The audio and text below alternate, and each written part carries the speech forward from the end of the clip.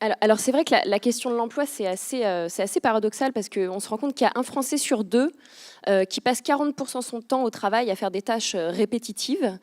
Les Français ont envie de ne plus faire ces tâches répétitives, mais en même temps, ils ont peur, paradoxalement, de laisser une intelligence artificielle ou quelque chose faire les tâches à leur place. Alors, pourquoi, selon vous, pourquoi cette peur est aussi ancrée et est-ce que c'est légitime?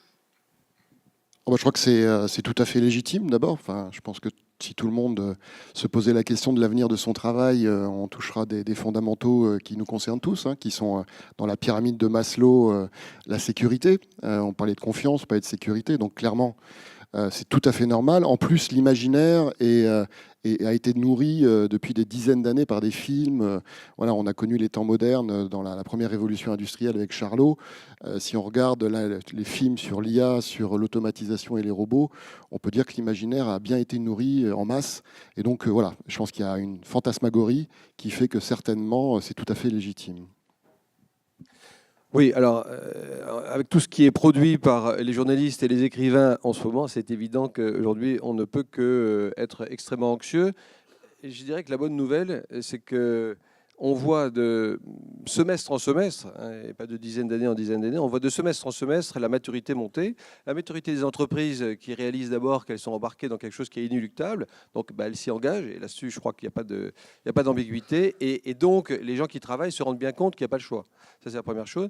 Et la deuxième chose, c'est que comme on perçoit de mieux en mieux, euh, j'ai le sentiment que même s'il y a toujours de l'angoisse, il y a en même temps quelque chose qui, dans la mesure où on le connaît mieux, commence à être apprivoisé.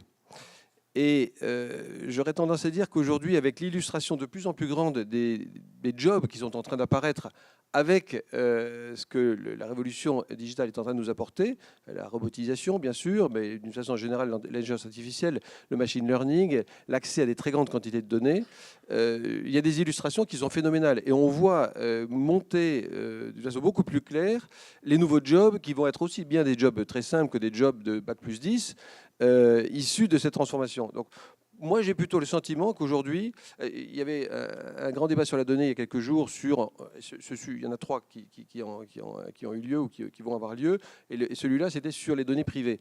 Il y avait une illustration que j'ai trouvée, que je partage avec vous, que j'ai trouvée assez intéressante. C'était Airbnb qui témoignait dans une table ronde du fait qu'ils donnaient leurs données aux collectivités pour leur permettre de travailler sur, au fond, l'attractivité de la région. Et c'est des toutes petites villes qui ont probablement quelques dizaines d'offreurs de lits ou d'appartements. Et ils disaient, mais au fond, c'est en train de révolutionner la manière dont les offices de tourisme sont en train de travailler. Bon, le nombre de jobs qui sont issus de ce type d'analyse, il est là aussi pas bien connu, mais on commence à le percevoir, qu'il va y avoir des jobs très simples, mais ça va avoir des rebondissements directs et indirects sur le développement des villes.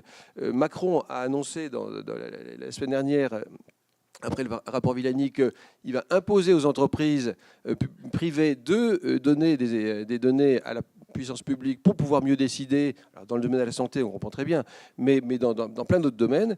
Donc il y a je dirais une foultitude de domaines qui sont en train d'apparaître pour lesquels on va créer des jobs.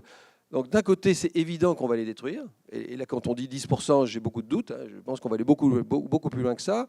J'ai apprécié tout à l'heure dans la première table ronde je dirais la prudence avec laquelle on a effleuré le sujet de la suppression, mais évidemment qu'on va en détruire. Et là, je pense qu'il ne faut pas se mentir, et je ne crois pas d'ailleurs que les gens qui travaillent ne le perçoivent pas. En revanche, je pense qu'on perçoit de mieux en mieux qu'on est en train d'en créer d'autres qui seront plus intéressants, qui seront probablement mieux rémunérés parce que plus indispensables, qui toucheront mieux les business models et la valeur créée. Donc dans ce sens-là, je suis plutôt plus positif que je pouvais l'être il y a 6 mois ou un an. Alors justement, donc des emplois vont être détruits, d'autres vont se créer. Comment va se faire le pont en fait? Parce qu'il va falloir peut-être créer de nouvelles formations. Comment ça va se passer au niveau de l'éducation justement à ces nouveaux métiers? Alors, non, alors déjà, de dire qu'on va éduquer, enfin, il y a un côté un peu voilà, qui n'est pas très bottom-up, quoi, qui est, en gros, on sait exactement ce qui va se passer, puis on va éduquer. Je crois qu'il y a d'abord sur les impacts, il y a certainement de nombreux jobs en volume qui vont être directement impactés à un niveau qui vont être obsolètes, qui vont être vraiment remplacés. Mais il y a encore plus de jobs dont c'est plutôt des activités, des missions qui vont être soit remplacées, soit augmentées. Donc ce n'est pas l'ensemble d'un job qui va disparaître, c'est souvent des améliorations. Et on a connu exactement ça aux précédentes révolutions technologiques. Donc c'est un peu aujourd'hui, quelle est la nouvelle norme? En fait, on est sur une amélioration continue. Donc je pense que ça, c'est quelque chose sur l'éducation, comme vous dites, ou en tout cas la prise de conscience. Il faut prendre la conscience de, c'est pas simplement l'élimination, c'est aussi la modification. Et ça, c'est dans l'amplitude. Je pense qu'on aura beaucoup plus de modifications que de disparitions. Alors c'est vrai que les médias vont surmédiatiser les disparitions, voilà, comme pour les accidents des robots. L'autre point, c'est éduquer veut dire qu'on a une espèce de partition qui est très très bien définie et on sait exactement où on va. Je crois qu'il est important que tous ici, on reconnaisse deux choses. La première, c'est qu'on a le choix d'être Dark Vador ou Bisounours. C'est-à-dire que soit on dit on va juste éliminer les gens voilà, et réduire les coûts. Je pense qu'on peut se poser la question comment on peut faire mieux et pas seulement avec moins. La deuxième chose, c'est de dire qu'il faut qu'on soit quelque part antifragile et qu'on n'essaye pas de faire une espèce d'armure avec tout de prévu, parce que c'est la meilleure façon de se tromper, et d'être un petit peu ouvert à l'agilité qui a été évoquée en introduction de manière intéressante. Et dans cette agilité, cette antifragilité, il faut venir sur des basiques qui sont notamment le cadre éthique que l'on va se donner. Je pense que ça, il y a des choses qui sont fondamentales, qui n'ont pas besoin d'être trop précises, mais qui sont très très importantes dans toute la prise de décision. Et je voulais juste mentionner, pour finir cette intervention, le travail qui a été fait au niveau du labérage que je représente aujourd'hui, dont UiPath fait partie et Talentsoft aussi, c'est de réunir tous les acteurs d'une marmite de l'innovation de la fonction RH, avec 400 startups, beaucoup de RH, et un syndicat des cadres, donc CFE-CGC, pour travailler justement sur une charte éthique liée aux données. Ça, c'était la RGPD, la data privacy, mais encore plus maintenant sur les impacts de l'intelligence artificielle.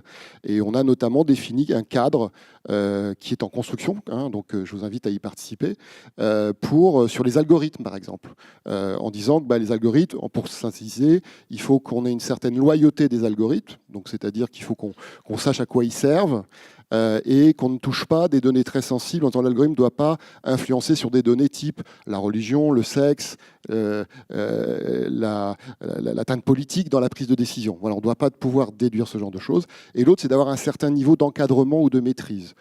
Et si on ne sait pas tout prédire, au moins de faire un passage, et je vous invite tous à y réfléchir, sur la fonction RH. On parlait de féminisation, de mixité dans ce monde un peu technologique. La fonction RH a par essence une empathie par rapport à l'impact et par rapport à l'humain.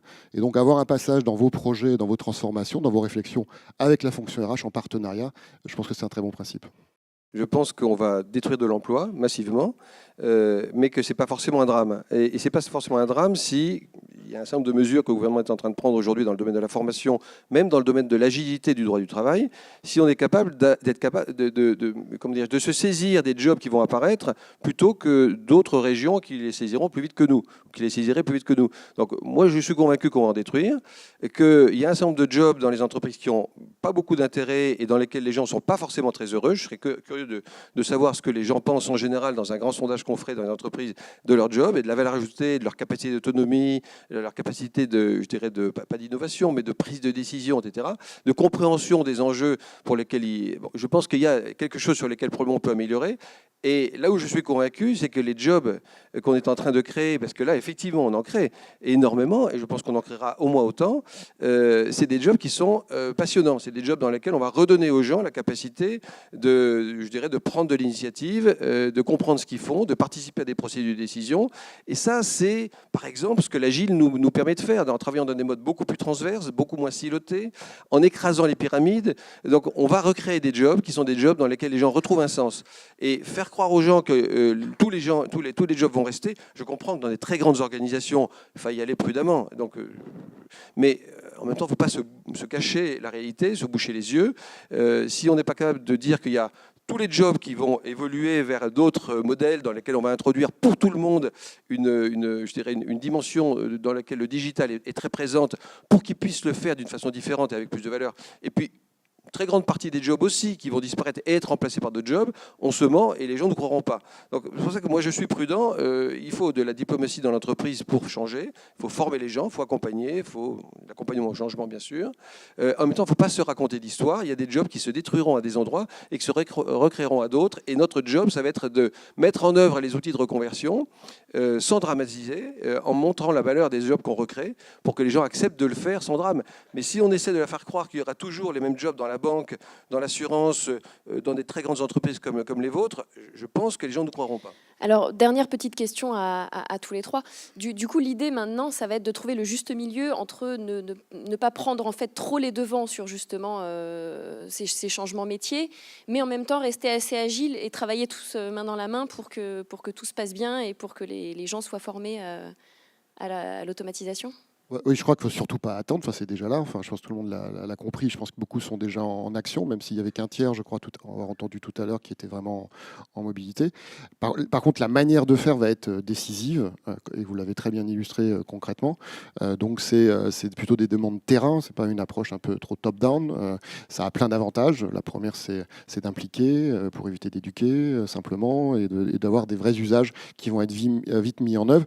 Il faut aussi avoir une espèce de dynamique d'apprentissage, parce qu'on sait que ça va être des choses qui vont être découvertes, il y a des impacts.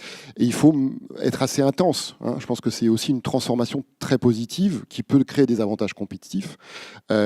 Les startups du labérage, par exemple, une des activités, parce qu'il y en a comme 400, des plus dynamiques, c'est d'utiliser cette puissance de feu, de l'IA et des données et des robots, pour augmenter, enfin, quelque part, le manager, le RH, mais le collaborateur lui-même, notamment pour ouvrir le champ du possible sur des passerelles métiers de trajectoire professionnelle, en disant tu as ces compétences-là qu'il faut mesurer, évaluer, et tu peux aussi faire ce genre de job qui n'est pas forcément celui auquel tu pensais au départ. Et ça, c'est une information intéressante que parfois l'organisation existante n'est pas en capacité de faire. Donc c'est aussi d'accompagner cette transformation en utilisant pour le bénéfice des premiers impactés ces fonctions technologiques de type IA pour effectivement avoir des personal agents pour les collaborateurs, pour leur propre carrière. Oui, je pense que l'accompagnement, il est absolument essentiel. Et vous l'avez bien dit, parce que les gens peuvent avoir peur, bien sûr. Mais je perçois de moins en moins ça, quand même. J'ai beaucoup perçu. Je pense qu'on est quand même dans un processus qui est en train de changer. Bon, mais ça, c'est évident qu'aujourd'hui, il faut accompagner les gens pour leur permettre d'appréhender les nouvelles formes de travail ou de processus qu'on veut imposer ou qu'on veut leur proposer. Et la deuxième chose qui, à mon avis, est plus de valeur, c'est qu'en réalité, aujourd'hui, dans des groupes de travail, dans des think tanks, on va identifier la valeur de l'intelligence artificielle sur un processus particulier. On va croiser un certain nombre de données, découvrir quelque chose qu'on n'avait pas imaginé. Mais la plupart, on ne l'a pas découvert. Et on va le découvrir parce qu'en formant les gens, chacun dans leur métier, à leur niveau, ils vont pouvoir en fait percevoir la valeur de ce qu'on pourrait imaginer de faire, dans la mesure où ils ont une expérience et que cette expérience enrichie de ce qu'ils conçoivent de l'intelligence artificielle, par exemple, ou de données nouvelles qu'ils pourraient croiser de chez eux avec des données extérieures, ils vont inventer une nouvelle manière de faire, un nouveau service, une nouvelle manière de produire de la valeur.